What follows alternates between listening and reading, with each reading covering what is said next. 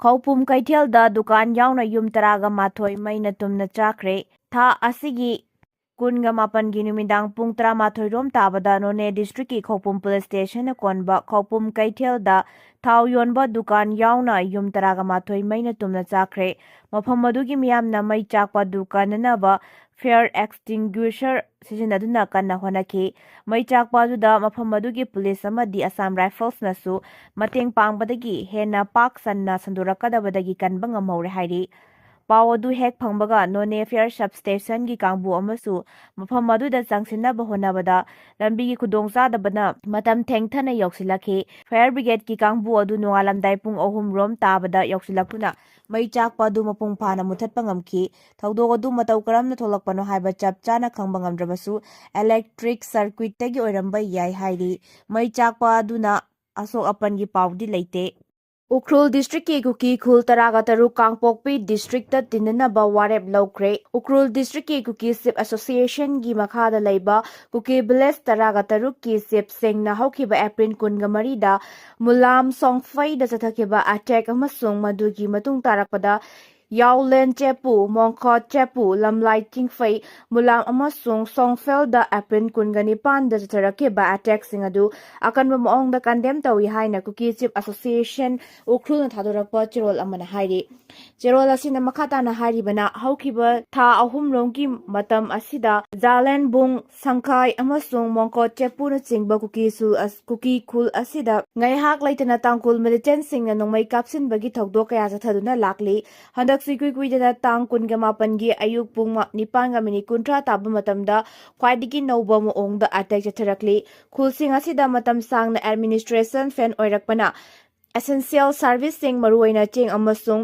LPG na chingba phangba ngamdre government document na chingba mathau taba fundamental rights sing mapung phana phangba ngamdre asigumba thawong kaya asina maram oiraga April kunga tarukta kuki sip association ukrul gi makhada laiba kuki khul taraga taruk ki sip sing gi oiba mifam ama pangthokre loinana mifam aduna WCKCSO singi Charter of Demand sing adu mapung fana sogatpaga loinana ukrul gi hyriba kuki blessing asi Kangpokpi district ta khudakta gi tinnanaba demand tawkhre hari Manipur gi irang asi government na loisinba pamnabadi minute 5 da loisinba ngamgani Rahul Gandhi Manipur da thokliba chahi ohum pharaklaba ethnic violence asi gi amatangairaba solution di community ani ki marakta unaduna wari sanabada na solution purakpa ngamgani hairaduna Congress ki lusingba amasung Lok Sabha gi opposition leader Rahul Gandhi na Manipur da miyamna pamliba santi hanjilakpa asi government asina thawai yaurabadi minute 5 da hanjilakpa ngamgani haina phongdokre Wafam asi Garki College amasung Delhi University gi mahairoi nupi singa interaction taunaba matamda Rahul Gandhi na phongdorakebani mahakna makhata na hai karigumba government of India na Manipur da santi purakhan ge khalabadi minute 5 da purakhan bangamgani aduga karigumba United Progressive Alliance UPA na power param labadi Manipur da thokliba irang asi pung amagi manungda loisilamgani haike Manipur da santi hazilakle hairabadi yenariba kanglup anigi marakta samjinanaba thong semba mathau tai UPA haibasi India lairiba center left political party sing pulaga sembani masida Indian National Congress na lusingduna 2002 dagi 2013 fauba government pairami haike mahangna makhata na hai Manipur State Indian Army Committee anigi khatnaribasing asi thingadabani adubu haujikti community anigi asi samjinnahanaba thong sarna tungkoina santi leinaba sinaba mathau tai Manipur thokliba violence sing asi center na loisinba pamde haina marasiraduna Prime Minister Narendra Modi na Irang mayok nariba Manipur state ta zatpidana lairi haiki mahakna makhata na hai karigumba UPA na power pairam labadi Manipur gi irang asi pung amagi manungda loisinduna laikhidraba singi imung manung singna makoi gi nungsijaraba masa masu singak senba ngamhalagadabani haiki region asida santi hanjilaknabagi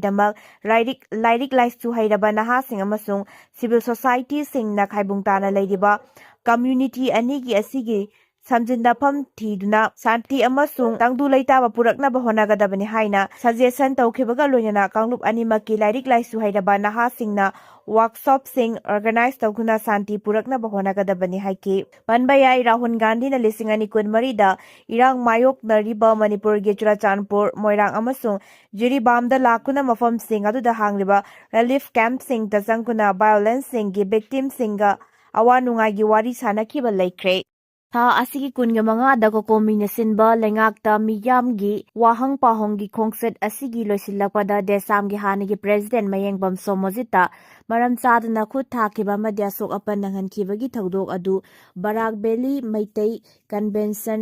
Lakipurna kanma moongda yaningde khongjang singi marakta mob sagatuna hingsa tawriba sing adu masak khangdoktuna matik saba cherak pigadabani amasung makoina tawkhiba sing adu lale haina miyam mamangda haijagadabani lebaki luraba tanpham masida khuraki ina lai sabagi thawong asi barak beli maitai convention Lakipurna condemn tawi hairi Pulista nauna piriba power UAPA 1969 maitai khaki oiragani India lengaki mitta khulai payuna maitai dalandarakliba Kuki sing udabana maram oiraga pulista nauna piriba power unlawful activities Prevention Act UAPA 1967 maitai khaki oiragani hainak Khundrakpam Local Council CPI gi Executive Member amadi CPI State Councillor and Tombi Chanuna Fongdurakli Wafam asi Kaibi Salamda leiba imoinu kaithelda pangthokkiba Khundrakpam Local Council CPI gi Yankhaiga Mathoi suba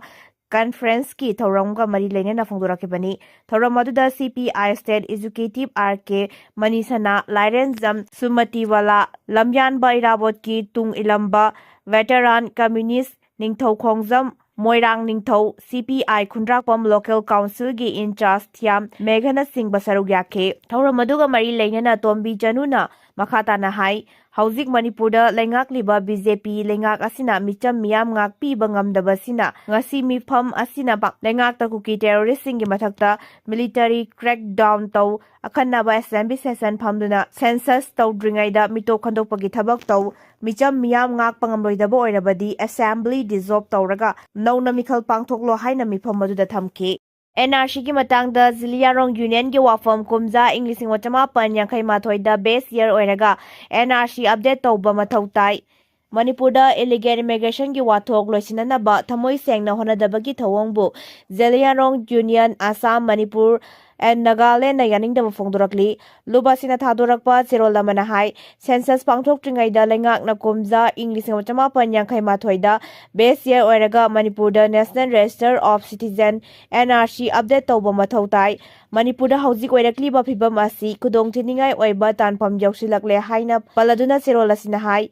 Thingbiningai leitaba moongda illegal immigrants sing sangsilakpana state asida demographic imbalance ama ohelakpaga loinana political right land ownership cultural identity amasung tungi mirolda chawra singnarakle constitution ga article 355 ki matungina union government ama state sida bitopna landarakpa thingbaga loinana leibak manunggi oiba wathok loisinhanaba hona famthoi illegal immigration gi matangda mathau taba thabak thawong sing paikhatpa ngamdriba si lengakna constitution ngakna chatre haina lofam thoi Kangpokpi, Churachandpur, Chandel, Tengnopal amasung Ferjol na singba district singda oirakliba phibam asi nungnangba pokningai oire haina paladuna serolasina hai mahoksaga manadaba moongda ikhang khanghaudana khunggang masing hengalakpaga loinana mitopki masingsu angakpa phangna hengalakpa thengnare atenba matamgi manungda masing thingamdraba khunggang kaya leirakpa thengnariba asigi matangda lengakna mathau taba thabak tawram sing lokhatpam thoi Thingbinaba leitaba moongda mitop kaya sangsilakpana state asigi ecological balance kahalakpagi mathakta mamangaidagi khundaminaknaba furup masengi marakta ungkhatnahanabagi phibam ama lakhale matam sana NRC update howdabana phibam asi ohelakpani atuba matamda lengakna kumza English wachama pan yankhai mathoida base year oiraga NRC update tawbagi tangai fadaba lei NRC update tawdringaida census pangthoklabadi illegal immigrants sing lebak asigi law na yaba citizen ama oina laukragani atuba matamda NRC update tawdrabadi state asigi yellow furup singbu namthak tawbani haina lofam thoi hairi ꯃꯤꯌꯥꯝꯗ ꯆꯃꯝꯅꯕ ꯀꯣꯛꯅꯕ ꯄꯥꯟꯗꯝꯗ DIPR Manipur ꯐꯦꯛ check Facebook page ꯑꯃ ꯍꯥꯡꯗꯣꯛꯈ꯭ꯔꯦ꯫ ꯃꯇꯝꯒꯤ ꯑꯣꯏꯅ ꯏꯔꯝꯗꯝ ꯑꯁꯤꯗ ꯊꯣꯛꯂꯛꯄ ꯊꯧꯗꯣꯛꯁꯤꯡꯗ ꯄꯕ꯭ꯂꯤꯛꯁꯤꯡꯗ ꯂꯩꯔꯤꯕ ꯆꯃꯝꯅꯕꯁꯤꯡ ꯀꯣꯛꯍꯟꯅꯕꯒꯤ ꯄꯥꯟꯗꯝꯗ DIPR Manipur ꯐꯦꯛ check ꯍꯥꯏꯕ ꯐꯦꯁꯕꯨꯛ ꯄꯦꯖ ꯑꯃ ꯂꯣꯟꯆ ꯇꯧꯈ꯭ꯔꯦ꯫ ꯉꯔꯥꯡ ꯅꯤꯡꯊꯧꯄꯥ ꯆꯨꯊꯦꯛꯇ ꯂꯩꯕ DIPRꯒꯤ ꯑꯣꯗꯤꯇꯣꯔꯤꯌꯝꯗ ꯐꯦꯁꯕꯨꯛ ꯄꯦꯖ ꯂꯣꯟꯆ ꯇꯧꯕꯒ ꯂꯣꯏꯅꯅ DIPRꯒꯤ ꯁ꯭ꯀꯤꯝꯁꯤꯡꯒꯤ ꯃꯇꯥꯡꯗ ꯄꯥꯡꯊꯣꯛꯈꯤꯕ ꯑꯦꯋꯦꯔꯅꯦꯁ ꯄ꯭ꯔꯣꯒ꯭ꯔꯥꯝ ꯑꯗꯨꯒ ꯃꯔꯤ ꯂꯩꯅꯅ information and public relation IPR government of ꯃꯅꯤꯄꯨꯔꯒꯤ ꯁꯦꯀ꯭ꯔꯦꯇꯔꯤ ꯁꯨꯡꯌꯣ ꯔꯣꯁꯥꯡ IAS ꯑꯃꯗꯤ IPR ꯒꯚꯔꯟꯃꯦꯟꯠ ꯑꯣꯐ ꯃꯅꯤꯄꯨꯔꯒꯤ director doctor TH Charanjit Singh MCSꯅ ꯑꯊꯣꯏꯕ ꯃꯤꯊꯨꯡꯁꯤꯡ ꯑꯣꯏꯅ ꯁꯔꯨꯛ ꯌꯥꯈꯤ꯫ ꯊꯧꯔꯝ ꯑꯗꯨꯒ ꯃꯔꯤ ꯂꯩꯅꯅ ꯆꯤꯐ ꯒꯦꯁꯠ ꯑꯣꯏꯔꯤꯕ IPRꯒꯤ ꯁꯦꯀ꯭ꯔꯦꯇꯔꯤ ꯁꯨꯡꯌꯣ ꯔꯣꯁꯥꯡꯅ ꯐꯣꯡꯗꯣꯛꯈꯤꯕꯗ ꯃꯇꯝꯒꯤ ꯆꯥꯎꯈꯠꯂꯛꯄꯒꯤ ꯃꯇꯨꯡꯏꯟꯅ ꯍꯧꯖꯤꯛꯇꯤ ꯑꯌꯥꯝꯕ AI ꯁꯤꯖꯤꯟꯅꯗꯨꯅ ꯊꯕꯛ ꯀꯌꯥ ꯑꯃ ꯄꯥꯡꯊꯣꯛꯂꯤ꯫ ꯃꯁꯤꯅ ꯃꯔꯝ ꯑꯣꯏꯔꯒ ꯃꯤꯌꯥꯝꯗ ꯍꯦꯟꯅ ꯆꯃꯝꯅꯕ ꯐꯤꯚꯝꯕꯨ ꯍꯦꯟꯅ ꯆꯥꯎꯊꯣꯛꯍꯟꯅꯕꯒꯤ ꯃꯆꯥꯛ ꯑꯃ ꯑꯣꯏꯍꯜꯂꯤ꯫ ꯍꯟꯗꯛꯁꯨ ꯅꯧꯅ ꯊꯣꯛꯂꯤꯕ ꯏꯔꯥꯡ ꯑꯁꯤꯒ ꯃꯔꯤ ꯂꯩꯅꯅ ꯏꯟꯇꯔꯅꯦꯠ ꯊꯤꯡꯂꯒꯅꯤ ꯍꯥꯏꯕꯒꯤ ꯃꯇꯥꯡꯗ ꯚꯥꯏꯔꯦꯜ ꯑꯣꯏꯔꯛꯇꯨꯅ ꯃꯤꯌꯥꯝꯗ ꯆꯃꯝꯅꯕ ꯑꯃ ꯄꯣꯛꯍꯟꯈꯤ꯫ ꯑꯗꯨꯕꯨ ꯀꯨꯞꯅ ꯊꯤꯒꯠꯂꯨꯕ ꯃꯇꯝꯗꯗꯤ ꯃꯗꯨ ꯑꯣꯏꯔꯝꯗ꯭ꯔꯦ꯫ ꯑꯁꯤꯒꯨꯝꯕ ꯆꯃꯝꯅꯕ ꯀꯌꯥ ꯑꯁꯤꯕꯨ ꯀꯣꯛꯍꯟꯅꯅꯕ ꯄꯦꯖ ꯑꯁꯤ ꯂꯣꯟꯆ ꯇꯧꯈꯤꯕꯅꯤ꯫ ꯑꯁꯦꯡꯕ ꯑꯆꯨꯝꯕ ꯈꯨꯗꯤꯡꯃꯛ ꯄꯦꯖ ꯑꯁꯤꯒꯤ ꯈꯨꯠꯊꯥꯡꯗ ꯃꯤꯌꯥꯝꯅꯁꯨ ꯈꯪꯕ ꯌꯥꯒꯅꯤ꯫ ꯃꯔꯝ ꯑꯗꯨꯅ ꯃꯤꯌꯥꯝꯅꯁꯨ ꯑꯦꯋꯦꯌꯔ ꯑꯣꯏꯗꯨꯅ ꯏꯁꯨ ꯑꯃꯁꯨ ꯍꯦꯟꯅ ꯆꯥꯎꯊꯣꯛꯅꯕ ꯍꯣꯠꯅꯔꯣꯏꯁꯤ ꯍꯥꯏꯔꯤ꯫ ꯀ꯭ꯋꯥꯛꯇꯥ ꯑꯃꯁꯨꯡ ꯃꯣꯏꯔꯥꯡꯒꯤ ꯃꯔꯛꯇ ꯚꯥꯞ ꯇꯥꯅꯗꯕ ꯂꯩꯔꯝꯕꯁꯤꯡ SP ꯌꯥꯎꯅ ꯐꯝꯃꯤꯟꯅꯗꯨꯅ ꯌꯥꯅꯕ ꯄꯨꯔꯛꯈ꯭ꯔꯦ꯫ ꯀ꯭ꯋꯥꯛꯇꯥ ꯑꯃꯗꯤ ꯃꯣꯏꯔꯥꯡꯒꯤ ꯃꯔꯛꯇ ꯚꯥꯞ ꯇꯥꯅꯗꯕ ꯂꯩꯔꯝꯕ ꯈꯨꯗꯤꯡꯃꯛ ꯕꯤꯁꯅꯨꯄꯨꯔ ꯗꯤꯁꯇ꯭ꯔꯤꯛꯀꯤ SP ꯌꯥꯎꯅ ꯀ꯭ꯋꯥꯛꯇꯥꯒꯤ CSO ꯑꯃꯁꯨꯡ ꯃꯣꯏꯔꯥꯡꯒꯤ CSOꯁꯤꯡꯒ ꯐꯝꯃꯤꯟꯅꯗꯨꯅ ꯌꯥꯅꯕ ꯄꯨꯔꯛꯈ꯭ꯔꯦ ꯍꯥꯏꯔꯤ꯫ ꯍꯤꯔꯝ ꯑꯁꯤꯒ ꯃꯔꯤ ꯂꯩꯅꯅ ꯀ꯭ꯋꯥꯛꯇꯥꯗ ꯄꯥꯡꯊꯣꯛꯈꯤꯕ ꯄꯥꯎꯒꯤ ꯃꯤꯐꯝ ꯑꯃꯗ AMMPEA AKIVON Arjumand, ꯀ꯭ꯋꯥꯛꯇꯥꯒꯤ chief adviser ꯑꯔꯤꯕꯝ ꯖꯤꯌꯥꯎꯗꯤꯟꯅ ꯍꯥꯏꯈꯤꯕꯗ ꯑꯦꯄ꯭ꯔꯤꯜꯒꯤ ꯇꯥꯡ 6 ꯑꯃꯁꯨꯡ 8ꯀꯤ ꯂꯣꯟꯅꯕꯗ ꯇ꯭ꯔꯣꯡꯂꯥꯎꯕꯤꯗ ꯄꯤꯛꯂꯤꯕ ꯑꯉꯥꯡ ꯑꯅꯤ ꯐꯃꯨꯡꯗ ꯇꯨꯝꯗꯨꯅ ꯂꯩꯔꯤꯉꯩꯗ ꯊꯣꯛꯈꯤꯕ ꯂꯥꯏꯕꯛ ꯊꯤꯕ ꯊꯧꯗꯣꯛ ꯑꯃꯁꯨꯡ ꯃꯗꯨꯒꯤ ꯃꯇꯨꯡ ꯇꯥꯔꯛꯄ ꯊꯧꯗꯣꯛ ꯑꯗꯨꯕꯨ ꯌꯥꯅꯤꯡꯗꯕ ꯎꯠꯇꯨꯅ CRPF ꯀꯦꯝꯞ ꯇꯝꯅ ꯆꯪꯁꯤꯟꯈꯤꯕ ꯃꯤꯌꯥꯝꯒꯤ ꯏꯍꯧꯗ CRPFꯅ ꯅꯣꯡꯃꯩ ꯀꯥꯞꯊꯣꯔꯛꯄꯗꯒꯤ ꯃꯤꯑꯣꯏ 3 ꯂꯩꯈꯤꯗꯕ ꯊꯧꯗꯣꯛ ꯑꯗꯨꯒꯤ ꯃꯇꯨꯡ ꯇꯥꯔꯛꯄꯗ ꯃꯤꯌꯥꯝꯒꯤ ꯏꯍꯧ ꯑꯃꯅ ꯃꯔꯝ ꯑꯣꯏꯔꯒ ꯇꯤꯗꯤꯝ ꯂꯝꯕꯤ ꯊꯤꯡꯕ ꯑꯃꯁꯨꯡ ꯏꯀꯣꯅꯣꯃꯤꯛ ꯕ꯭ꯂꯣꯀꯦꯠ ꯇꯧꯕꯗ ꯀ꯭ꯋꯥꯛꯇꯥ ꯑꯃꯁꯨꯡ ꯑꯀꯣꯏꯕꯗ ꯂꯩꯕ ꯈꯨꯜ ꯀꯌꯥꯒꯤ ꯆꯥꯅ ꯊꯛꯅꯕ ꯄꯣꯠꯂꯝꯁꯤꯡ ꯄꯨꯁꯤꯟꯅꯅꯕ ꯍꯣꯠꯅꯕꯗ ꯂꯩꯔꯤꯕ ꯏꯁꯨꯁꯤꯡꯒꯤ ꯃꯇꯥꯡꯗ ꯃꯣꯏꯔꯥꯡꯒꯤ CSOꯁꯤꯡꯒ ꯋꯥꯔꯤ ꯁꯥꯅꯔꯕ ꯃꯇꯨꯡ ꯀ꯭ꯋꯥꯛꯇꯥꯒꯤ CSO 5ꯅ ꯃꯤꯠꯌꯦꯡ ꯆꯪꯗꯨꯅ ꯄꯣꯠꯆꯩꯁꯤꯡ ꯄꯨꯁꯤꯟꯕ ꯍꯧꯈꯤ꯫ ꯑꯗꯨꯕꯨ ꯑꯦꯄ꯭ꯔꯤꯜ 6ꯇ ꯀ꯭ꯋꯥꯛꯇꯥ ꯇꯝꯅ ꯄꯨꯔꯛꯈꯤꯕ ꯄꯣꯠꯂꯝ ꯈꯔ ꯃꯣꯏꯔꯥꯡ ꯂꯝꯈꯥꯏꯗ ꯃꯩ ꯊꯥꯈꯤꯕ ꯑꯗꯨꯗꯒꯤ ꯑꯦꯄ꯭ꯔꯤꯜ 18ꯇ ꯀ꯭ꯋꯥꯛꯇꯥꯒꯤ ꯃꯤꯌꯥꯝꯒꯤ ꯑꯣꯏꯕ ꯃꯤꯐꯝ ꯑꯃ ꯄꯥꯡꯊꯣꯛꯇꯨꯅ ꯍꯥꯏꯔꯣꯏꯗꯕ ꯋꯥꯐꯝ ꯈꯔ ꯍꯥꯏꯈꯤꯕ ꯑꯗꯨ ꯂꯥꯏꯕꯛ ꯊꯤꯕꯅꯤ꯫ ꯊꯃꯣꯏꯗ ꯑꯗꯨꯒꯨꯝꯕ ꯅꯨꯡꯁꯤꯅꯗꯕ ꯑꯃꯠꯇ ꯂꯩꯇꯕ ꯅꯠꯇꯦ꯫ ꯃꯈꯥ ꯇꯥꯅꯁꯨ ꯑꯄꯨꯟꯕ ꯃꯅꯤꯄꯨꯔ ꯑꯃ ꯑꯣꯏꯅꯕ ꯍꯣꯠꯅꯕꯗ ꯀ꯭ꯋꯥꯛꯇꯥꯒꯤ ꯃꯤꯌꯥꯝꯅ ꯂꯦꯞꯀꯅꯤ ꯍꯥꯏꯈꯤ꯫ ꯄꯥꯎꯒꯤ ꯃꯤꯐꯝ ꯑꯗꯨꯗ ꯁꯔꯨꯛ ꯌꯥꯈꯤꯕ ꯃꯤꯑꯣꯏ ꯑꯃꯅ ꯍꯥꯏꯈꯤꯕꯗ ꯃꯣꯏꯔꯥꯡꯒꯤ CSOꯁꯤꯡꯅ ꯄꯣꯠꯆꯩ ꯄꯨꯔꯒ ꯂꯥꯛꯄ ꯒꯥꯔꯤꯁꯤꯡꯗꯒꯤ ꯄꯩꯁꯥ ꯂꯧꯏ ꯍꯥꯏꯔꯤꯕ ꯑꯗꯨ ꯑꯔꯥꯟꯕꯅꯤ, ꯄ꯭ꯔꯨꯐ ꯂꯩꯕ ꯅꯠꯇꯦ ꯍꯥꯏꯅ ꯁꯦꯡꯗꯣꯛꯈꯤ꯫ ꯑꯃꯣꯀꯣꯛꯀꯤ ꯄ꯭ꯔꯦꯁꯤꯗꯦꯟꯠ SM ꯑꯖꯂꯥꯅ ꯍꯥꯏꯈꯤꯕꯗ ꯊꯣꯛꯈꯤꯕ ꯊꯧꯗꯣꯛ ꯑꯗꯨ ꯚꯥꯞ ꯇꯥꯅꯕ ꯋꯥꯠꯄꯗꯒꯤ ꯊꯣꯛꯈꯤꯕꯅꯤ꯫ ꯅꯥꯀꯜ ꯑꯅꯤꯒꯤ CSOꯁꯤꯡ ꯕꯤꯁꯅꯨꯄꯨꯔꯒꯤ SP ꯌꯥꯎꯅ ꯐꯝꯃꯤꯟꯅꯕꯗꯒꯤ ꯚꯥꯞ ꯇꯥꯅꯗꯨꯅ ꯌꯥꯅꯕ ꯄꯨꯔꯛꯈ꯭ꯔꯦ ꯍꯥꯏꯔꯤ꯫ ꯍꯖ ꯖꯥꯇ꯭ꯔꯤꯛ 207 ꯏꯝꯐꯥꯜ ꯊꯥꯗꯣꯛꯈ꯭ꯔꯦ꯫ ꯏꯁꯂꯥꯝ ꯂꯥꯏꯅꯤꯡ ꯆꯠꯄꯁꯤꯡꯒꯤ ꯆꯍꯤꯒꯤ ꯑꯣꯏꯕ ꯍꯖ ꯆꯠꯅꯕꯒꯤ ꯁꯔꯨꯛ ꯑꯃ ꯑꯣꯏꯅ ꯆꯠꯂꯤꯕ ꯆꯍꯤ ꯑꯁꯤꯒꯤ ꯍꯖ ꯃꯨꯕꯥꯔꯛ 2026 ꯃꯅꯤꯄꯨꯔꯒꯤ ꯑꯣꯏꯅ ꯆꯠꯀꯗꯕ ꯃꯤꯑꯣꯏ 208 ꯉꯔꯥꯡ ꯍꯖꯀꯤꯗꯃꯛꯇ ꯏꯝꯐꯥꯜ ꯊꯥꯗꯣꯛꯈ꯭ꯔꯦ꯫ ꯍꯖ ꯆꯠꯀꯗꯕ ꯖꯥꯇ꯭ꯔꯤꯛꯁꯤꯡ ꯑꯗꯨ ꯕꯤꯔ ꯇꯤꯀꯦꯟꯗ꯭ꯔꯖꯤ ꯏꯟꯇꯔꯅꯦꯁꯅꯦꯜ ꯏꯝꯐꯥꯜ ꯑꯦꯌꯔꯄꯣꯔꯠꯇ ꯃꯅꯤꯄꯨꯔ ꯁ꯭ꯇꯦꯠ ꯍꯖ ꯀꯝꯃꯤꯇꯤ, ꯗꯤꯄꯥꯔꯠꯃꯦꯟꯠ ꯑꯣꯐ ꯃꯥꯏꯅꯣꯔꯤꯇꯤꯁ ꯑꯦꯐꯤꯌꯔꯁ ꯃꯅꯤꯄꯨꯔꯅ ꯇꯔꯥꯝꯅ ꯑꯣꯛꯂꯕ ꯃꯇꯨꯡꯗ ꯍꯖ ꯆꯠꯅꯕꯒꯤ ꯁꯛꯇꯥꯛꯆꯦ, ꯁꯛꯇꯥꯛ ꯐꯤꯖꯣꯜ ꯑꯃꯗꯤ ꯆꯥꯅ ꯊꯛꯅꯕ ꯄꯣꯠꯂꯝꯁꯤꯡ ꯈꯨꯠꯁꯤꯟꯅꯗꯨꯅ ꯇꯥꯏꯕꯪ ꯁꯦꯝꯕꯤꯕ ꯃꯄꯨꯗ ꯆꯠꯂꯤꯕ ꯖꯥꯇ꯭ꯔꯤꯛꯁꯤꯡ ꯑꯗꯨ ꯁꯣꯏꯗ ꯉꯥꯝꯗꯅ ꯌꯧꯈꯤꯅꯕ ꯑꯃꯗꯤ ꯍꯜꯂꯛꯄ ꯉꯝꯅꯕ ꯊꯧꯅꯤꯈꯤ꯫ ꯍꯖ ꯃꯨꯕꯥꯔꯛ 2026 ꯑꯗꯨꯗ ꯕꯤꯁꯅꯨꯄꯨꯔ ꯗꯤꯁꯇ꯭ꯔꯤꯛꯀꯤ ꯃꯅꯨꯡ ꯆꯟꯕ ꯀ꯭ꯋꯥꯛꯇꯥꯗꯒꯤ ꯃꯤꯑꯣꯏ 12 ꯌꯥꯎꯅ ꯃꯅꯤꯄꯨꯔꯒꯤ ꯇꯣꯉꯥꯟ ꯇꯣꯉꯥꯟꯕ ꯃꯐꯝꯁꯤꯡꯗꯒꯤ ꯅꯨꯄꯥ-ꯅꯨꯄꯤ ꯄꯨꯟꯅ ꯃꯤꯑꯣꯏ 208 ꯉꯔꯥꯡ ꯏꯝꯐꯥꯜ ꯊꯥꯗꯣꯛꯈꯤ꯫ ꯑꯗꯨꯒ ꯃꯤꯑꯣꯏ 132ꯅ ꯅꯍꯥꯟ ꯏꯝꯐꯥꯜ ꯊꯥꯗꯣꯛꯈꯤꯕꯅꯤ꯫ ꯍꯖꯀꯤ ꯈꯣꯡꯆꯠ ꯑꯗꯨꯗ ꯁꯔꯨꯛ ꯌꯥꯔꯤꯕ ꯀ꯭ꯋꯥꯛꯇꯥ ꯃ꯭ꯌꯨꯅꯤꯁꯤꯄꯥꯜ ꯀꯥꯎꯟꯁꯤꯜ ꯋꯥꯔꯗ ꯅꯝꯕꯔ 7ꯗꯒꯤ ꯑꯅꯨꯔꯥꯔ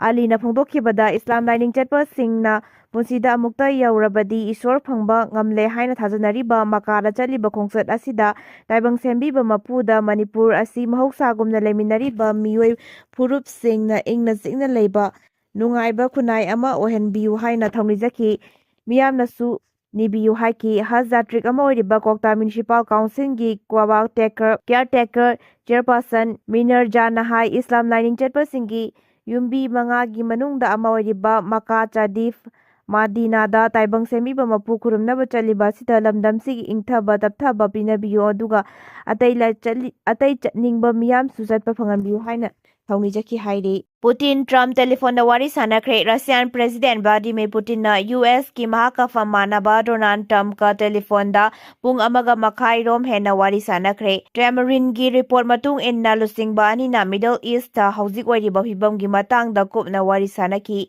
ꯏꯔꯥꯟꯒ ꯁꯣꯛꯅꯔꯤꯕ ꯂꯥꯟ ꯑꯃꯁꯨꯡ ꯄꯥꯔꯁꯤꯌꯥꯟ ꯒꯜꯐꯇ ꯍꯧꯖꯤꯛ ꯑꯣꯏꯔꯛꯂꯤꯕ ꯐꯤꯚꯝ ꯑꯁꯤꯒꯤ ꯃꯇꯥꯡꯗꯁꯨ ꯀꯨꯞꯅ ꯈꯟꯅꯈꯤ꯫ ꯋꯥꯔꯤ ꯁꯥꯟꯅꯕ ꯑꯗꯨꯗ ꯄꯨꯇꯤꯟꯅ ꯃꯦ 7ꯗ ꯌꯨꯀ꯭ꯔꯦꯟꯒ ꯁꯤꯖꯐꯤꯌꯔ ꯂꯥꯎꯊꯣꯛꯅꯕ ꯁꯦꯝ ꯁꯥꯔꯦ ꯍꯥꯏꯅ ꯐꯣꯡꯗꯣꯛꯈꯤ꯫ ꯌꯨꯅꯥꯏꯇꯦꯗ ꯁ꯭ꯇꯦꯠꯁ ꯑꯃꯁꯨꯡ ꯏꯖꯔꯦꯜꯅ ꯃꯤꯗꯜ ꯏꯁꯇ ꯃꯈꯥ ꯇꯥꯅ ꯃꯤꯂꯤꯇꯔꯤꯒꯤ ꯑꯣꯏꯕ ꯊꯧꯔꯥꯡ ꯂꯧꯈꯠꯂꯕꯗꯤ ꯃꯥꯡ ꯇꯥꯛꯅꯤꯡꯉꯥꯏ ꯑꯣꯏꯕ ꯊꯧꯗꯣꯛ ꯀꯌꯥ ꯊꯣꯛꯂꯛꯀꯅꯤ ꯍꯥꯏꯕ ꯋꯥꯐꯝꯁꯨ ꯃꯍꯥꯛꯅ ꯐꯣꯡꯗꯣꯛꯈꯤ꯫ ꯌꯨꯀ꯭ꯔꯦꯟꯒꯤ ꯄ꯭ꯔꯦꯁꯤꯗꯦꯟꯠ ꯚꯣꯂꯣꯗꯤꯃꯤꯔ ꯖꯦꯂꯦꯟꯁꯀꯤꯒꯤ ꯊꯕꯛ ꯊꯧꯑꯣꯡꯅ ꯃꯔꯝ ꯑꯣꯏꯔꯒ ꯃꯇꯝ ꯁꯥꯡꯅ ꯔꯁꯤꯌꯥ ꯑꯃꯁꯨꯡ ꯌꯨꯀ꯭ꯔꯦꯟꯒꯤ ꯃꯔꯛꯇ ꯂꯥꯟ ꯁꯣꯛꯅꯗꯨꯅ ꯂꯥꯛꯈꯤꯕꯅꯤ ꯍꯥꯏꯕ ꯂꯨꯆꯤꯡꯕ ꯑꯅꯤꯅ ꯃꯠ ꯑꯃꯠꯇ ꯑꯣꯏꯅ ꯌꯥꯅꯕ ꯐꯣꯡꯗꯣꯛꯈꯤ꯫ ꯏꯔꯥꯟꯒꯤ ꯐꯣꯔꯦꯟ ꯃꯤꯅꯤꯁꯇꯔ ꯑꯕꯥꯁ ꯑꯔꯥꯒꯥꯁꯤꯅ ꯄꯨꯇꯤꯟꯒ ꯎꯅꯗꯨꯅ ꯋꯥꯔꯤ ꯁꯥꯟꯅꯈ꯭ꯔꯕ ꯃꯇꯨꯡꯗ ꯇ꯭ꯔꯝꯞ ꯑꯃꯁꯨꯡ ꯄꯨꯇꯤꯟ ꯇꯦꯂꯤꯐꯣꯟꯗ ꯄꯨꯡ 1.5 ꯍꯦꯟꯅ ꯋꯥꯔꯤ ꯁꯥꯟꯅꯈꯤꯕꯅꯤ ꯍꯥꯏꯔꯤ꯫